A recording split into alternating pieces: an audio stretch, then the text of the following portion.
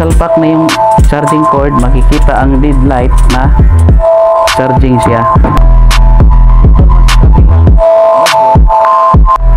Makikita din na mayroong lead light na umilaw din ang lead indicator, ibig sabihin na nag-charge din siya.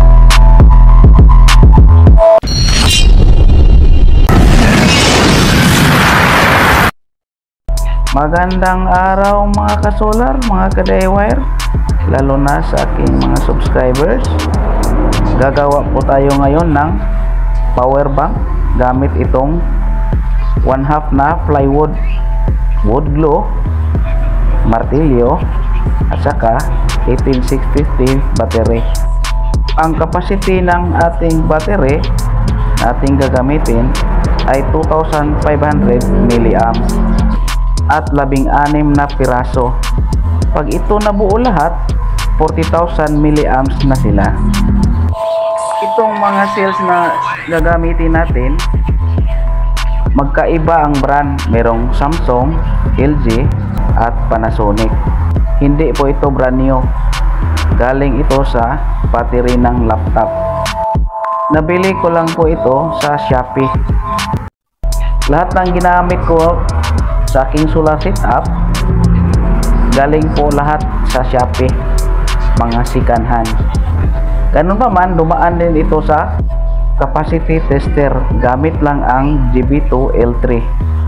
Yung iba gumamit ng Litokala Live 500, pero mas pinili ko yung GB2L3 kasi mura, pero mas accurate ang Litokala, yung ang sabi nila sa nakagamit compare sa GB2, pero mas mahal siya. Ang kagandahan kasi ng Live 500, meron siyang charging at saka discharging, compare sa GB2 na discharging lang. Marami namang mga power bank na mabibili sa online, gaya sa Shopee at saka sa Lazada, pero mas gusto ko na ako mismo ang gagawa. Kasi pag ikaw ang gagawa ng power bank, alam mo na true rated ang capacity ng iyong cells na ginamit. Kaya mas maganda na ikaw talaga ang gumawa. Marami kasing mga bininta sa online na power bank na hindi totoo ang capacity at hindi true rated ang kanilang cells na ginamit. Yung ibang power bank, hindi 18650 ang ginamit, polymer. Okay naman yung polymer, kaso lang pag nag-overcharge, lumubo siya. Kaya 18650 ang ginamit ko kasi marami po akong stock na battery, sobra sa ginamit ko na solar setup. Nilagyan ko po ito ng pako para dumikit kasi basa pa itong wood glue, kaya kailangan lagyan ng pako para hindi matanggal. Pag natuyo na itong wood glue, saka ko tanggalin itong pako. Panoorin ninyong mabuti kung paano ko ito gagawin. Napakadali lang ang paggawa nito. Ang gagamitin ko bilang bus bar ay nickel strip. Meron kasi akong nickel strip na sobra, kaya ito ang aking gagamitin. Pwede naman hindi nickel strip. Kung wala kayong nickel strip, ang gamitin ninyo ay stranded wire. Kahit gauge 12 ay pwede na. Pwede din na walang bus bar, yung fuse wire lang ang gagamitin pang connect sa mga cells. Kasi hindi naman ito 12 volt, 4.2 volt lang. Tingnan nyo na lang maigi kung paano ko ito gagawin hanggang matapos. Napakadali at napakasimple lang ang paggawa nito, para ito sa mga baguhan na hindi pa nila alam, para mayroon silang idea. Kaya standby lang, panoorin yung mabuti.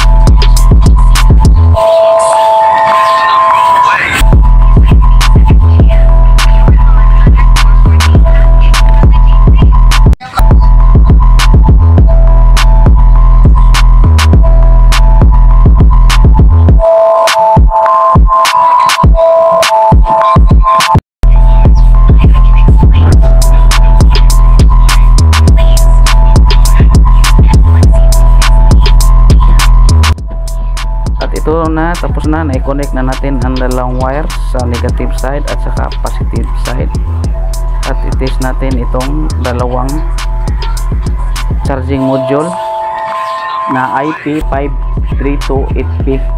Napakaganda ang charging module na ito compare sa ibang module na mahina mag-charge. Ito fast charging talaga siya. Mura lang ito, nabili ko ito sa Lazada, 152 pesos lang.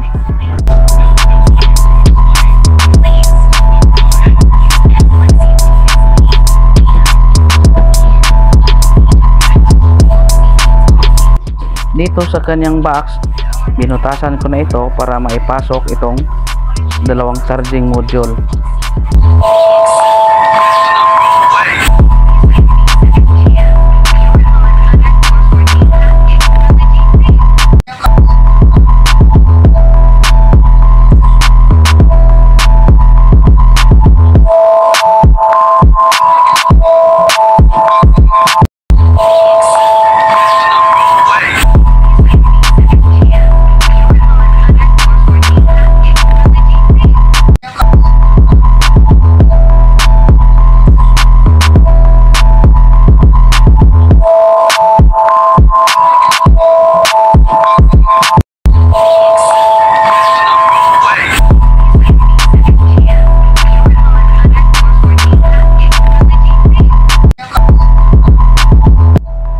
Dito sa charging module, dito ikabit ang positive at dito rin ikabit ang negative para sa connection para sa battery.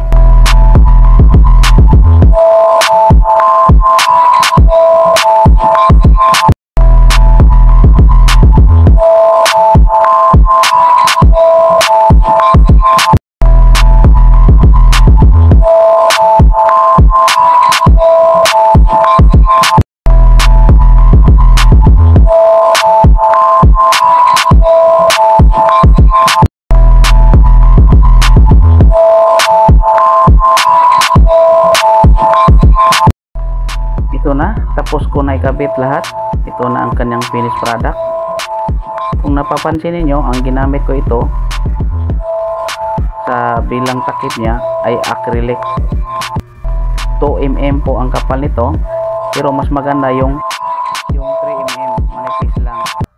At dito naman sa charging port, yung may butas, nilagyan ko ng glue para hindi makita yung butas. At ito naman ang kanyang screw na ginamit ko.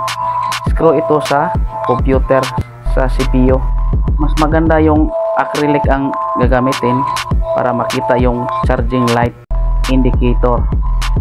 Kahit anong screw na gagamitin nyo ay pwede naman, pero sa akin mayroon kasi madami kasi akong na screw sa PC, kaya yun ang ginamit ko. Ito yung takip na acrylic, makapal ito, 2mm, mas maganda yung 3mm lang, manipis. Kung bumili kayo ng acrylic sheet, piliin nyo yung 3mm.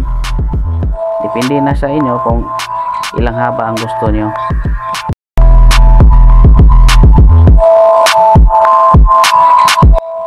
Dito sa loob, ang ginamit ko nito pang connect sa wire ay wire connector. Pero pwede naman hindi wire connector, idugtong nyo lang, ihinang. Ito sa akin meron kasi akong wire connector, kaya yun ang ginamit ko. Dito sa charging board, hindi kayo malilito sa wire connection kasi meron itong B- at saka B+. Yung cells, binalot ko ito ng isolation tape. Meron kasi akong isolation tape, kaya yun ang pinagbalot ko. Pwede naman hindi lagyan, pero depende na sa inyo kung gusto ninyo.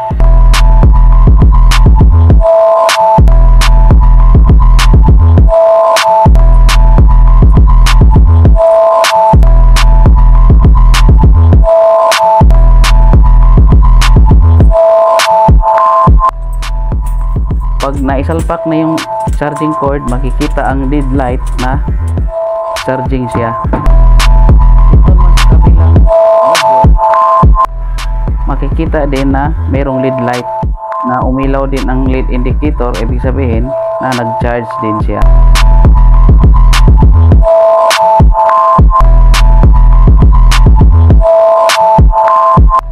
Maliban sa gagamitin mo bilang pang-charge ng cellphone, pwede din ito gamitin sa USB fan.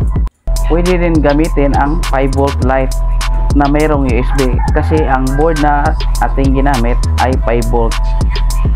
Napakalaking tulong ito sa atin, itong power bank, kung sakaling mayroong brownout, mayroon kang magagamit. At hanggang dito na lang mga kasular, mga ka-DIYer, at sa aking mga subscribers, kung sa tingin nyo nakakatulong itong video tutorial, i-like and subscribe na lang po, lalo na sa mga baguhan, para updated kayo sa susunod nating video. Ako'y magpaalam na, hanggang sa muli. Salamat.